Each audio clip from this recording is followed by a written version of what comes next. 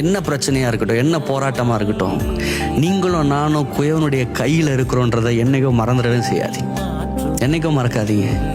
உடைக்கப்படலாம், சூழ்நிலை உங்களை மாற்றலாம், சுற்றி இருக்கிற மனுஷங்க உங்களை மாற்றலாம், கஷ்டப்படுத்தலாம், உடைக்கலாம், எது வேணால் நடக்கட்டும்.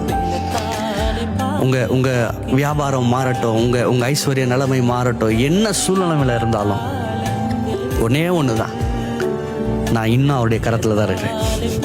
அவர் கரத்தில் என்னை வச்சிருக்கிற வரைக்கும் அது என்ன கல்லோ வியாதியோ வறுமையோ பிரச்சனையோ எதுவாக இருந்தாலும் அதை என் அப்பா அழகாக தூக்கி போட்டுட்டு என்னை அவருக்கு ஏற்ற ஒரு இதாக வணைஞ்சிக்கிட்டே இருக்கிறார். அவர் உங்களை மறக்கவே இல்லை பாருங்க. உலகத்தில் இருக்கிற மனுஷங்க ஒரு சர்டைன் பீரியட் வரைக்கும் அவங்க கூட இருந்தாங்க. ஆனால் ஒரு சர்டைன் பீரியடில் மறந்து போனாங்க.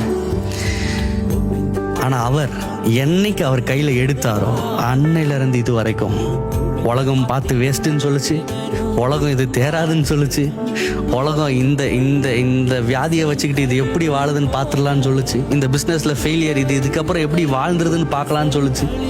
நம்மளை அநேகர் பார்த்து இதெல்லாம் உருப்படுமான்னு சொன்னதெல்லாம் தாண்டி அவர் வணைய ஆரம்பிச்சாரு பாருங்க. அவ்வளோ அழகாக வணைஞ்சி